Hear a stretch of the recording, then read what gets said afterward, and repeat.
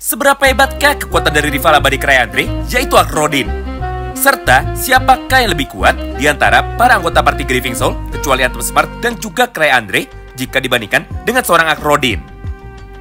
Yap, itulah satu buah topik pembahasan utama yang sekarang akan kita bahas tepat di dalam satu video ini. Oleh karena itu, tentunya bagi kalian yang penasaran, maka kalian bisa simak terus ya video ini sampai habis. Kita mulai dari yang pertama, yaitu seberapa hebatkah kekuatan dari seorang Akrodin. Serta kenapa di dalam cerita Arwah Berduka, Akrodin sampai dianggap sebagai hunter yang paling kuat di dalam negara Zebrudia. Padahal kenyataannya dirinya sekarang masih berada pada level 7, bukan level 8. Nah, untuk bisa menjawab pertanyaan tersebut, maka kita pun harus dapat mengetahui lebih dulu siapakah sebenarnya Akrodin ini. Di mana di dalam ceritanya, beginilah kisah masa lalu dari Akrodin.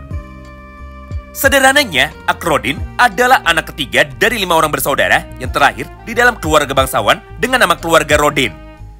Keluarga ini adalah keluarga bangsawan legendaris yang tercatat di dalam sejarah sebagai salah satu keluarga bangsawan yang memiliki garis keturunan dari pahlawan pertama atau dari hero pertama yang terlahir di dalam dunia mereka.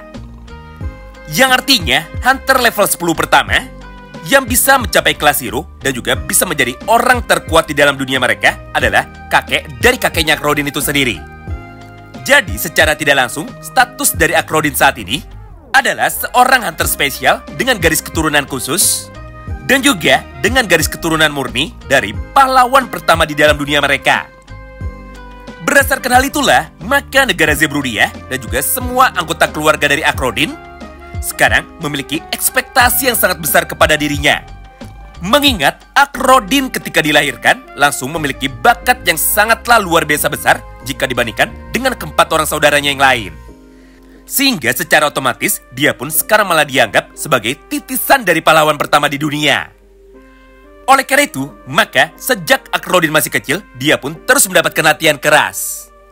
Mulai dari latihan teknik berpedang sampai dengan latihan dengan menggunakan teknik sihir. Supaya kemampuan dari Akrodin bisa meningkat dengan sangat drastis dan juga dia pun bisa berkembang sesuai dengan harapan semua orang. Oh iya, selain memiliki bakat bertarung dari kecil, Akrodin pun juga terkenal memiliki beberapa bakat dan juga kemampuan yang sama seperti Cry. Salah satunya adalah kemampuan keberuntungan tanpa batasnya. Intinya, Cry dan juga Akrodin sebenarnya memiliki kemampuan dasar yang sama. Namun bedanya, Cry adalah karakter utamanya, sedangkan Rodin adalah karakter pendukung nomor 2-nya. Nah, status dari Akrodin sebagai hunter nomor 1 di dalam negara Zebrudia sebenarnya sempat bertahan dalam waktu yang cukup lama. Karena kenyataannya tidak ada satupun hunter di dalam negara mereka dengan usia 15 tahun yang mampu menyamai kekuatan dari Akrodin.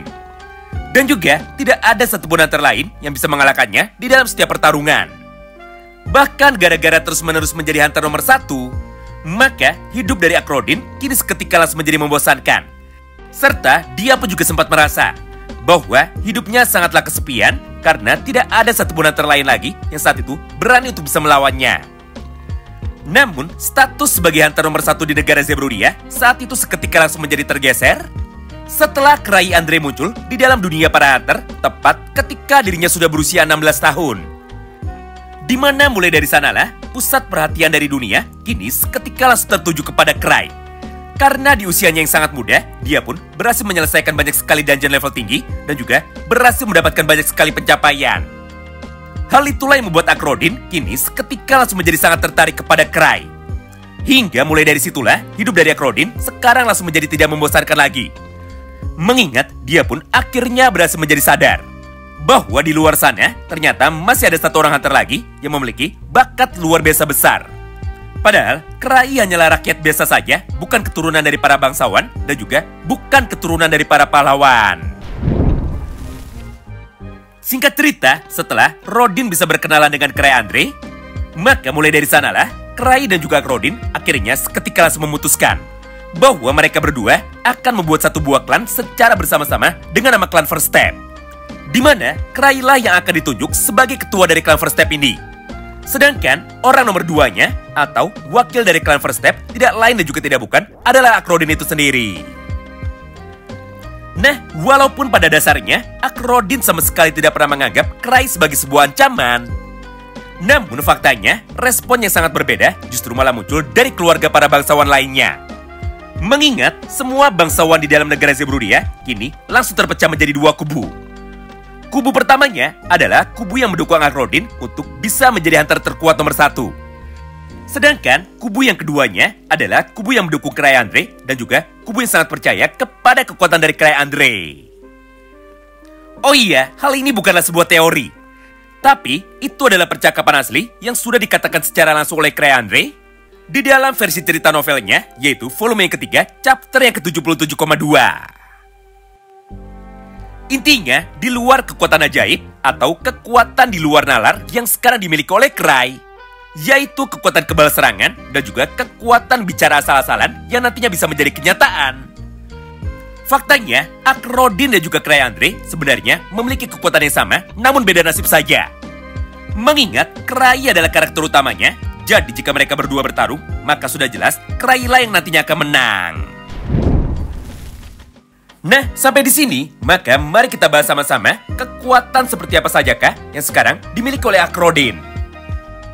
Pertama adalah kekuatan fisik yang sangatlah luar biasa besar.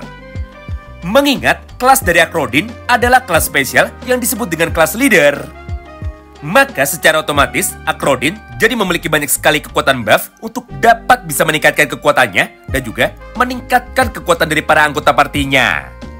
Sehingga di dalam setiap pertarungan, kemampuan leadership dari Akrodin merupakan elemen paling penting untuk bisa merubah jalannya pertarungan mereka.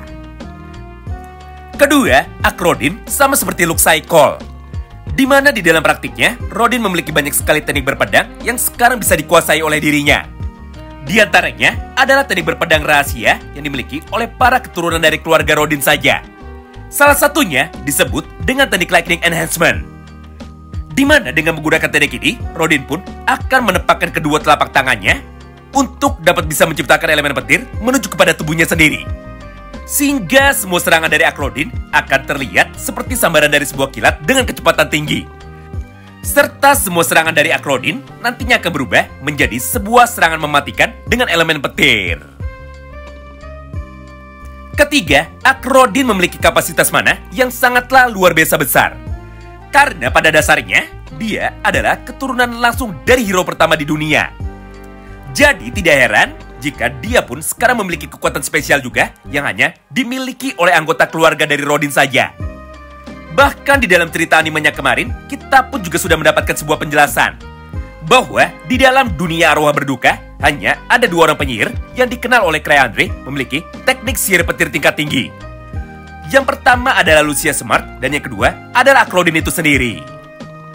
Jadi, berdasarkan perkataan dari Cry Andre tersebut, maka sudah jelas teknik sihir dari Akrodin sama sekali tidak bisa dianggap remeh.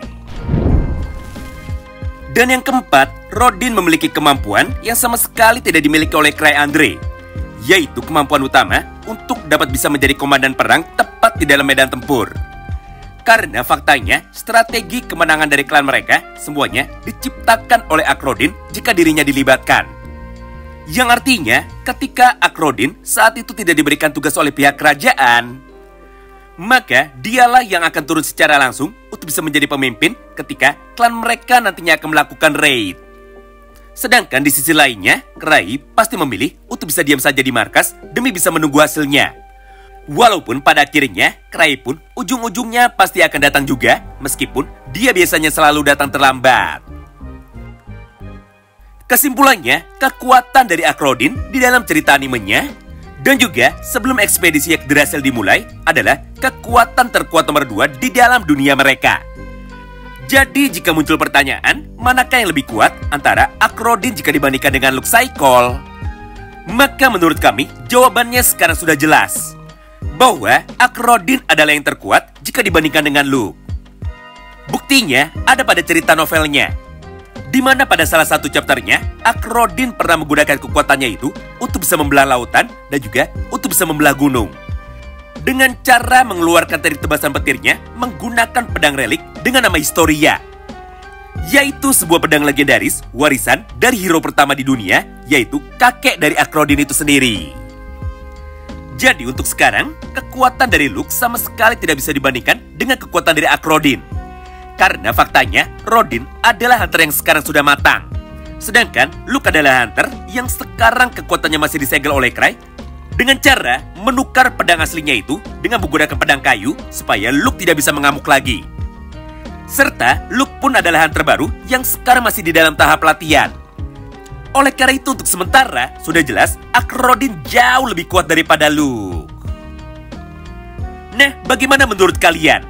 Kira-kira siapakah yang lebih kuat di antara mereka berdua?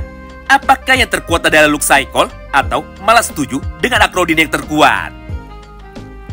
Terima kasih banyak yang sudah simak video ini sampai habis dan salam baku hantam.